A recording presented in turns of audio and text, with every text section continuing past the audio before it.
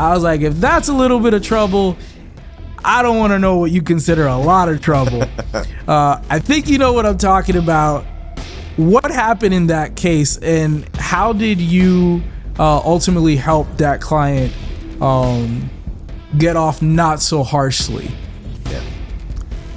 So a man allegedly had his credit card stolen from him, and he was calling the bank, and the bank was telling him, hey, they are at this place, they're at this game store, they're going here, they're going there.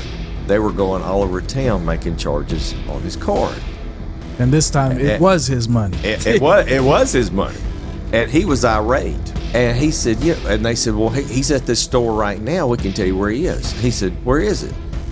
He said, I can be there in 12 minutes. Well, he flew to the store. Guy comes out of the store. My guy blocks him so he can't pull out of the parking lot. Allegedly pulls out a gun and fires 22 rounds either in the ground or in the car. And doesn't hit anybody. He doesn't hit anybody. He doesn't. The worst shot in American history, ladies and gentlemen. Well, I just called it warning shots. Warning shots. And so 22 of them. So he was indicted for shooting into an occupied vehicle. Mm-hmm. Okay.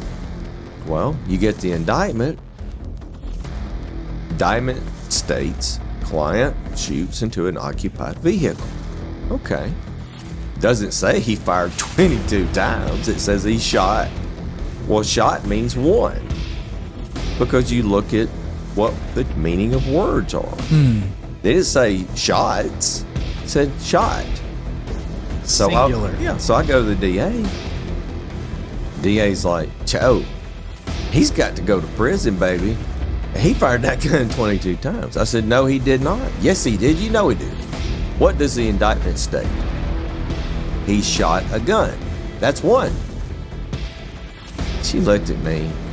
She said, are you serious? I said, yeah, we're going to do this today. So we took a plea. She said, what do you want? I said, whatever it is, it's probation, and we walk out of here.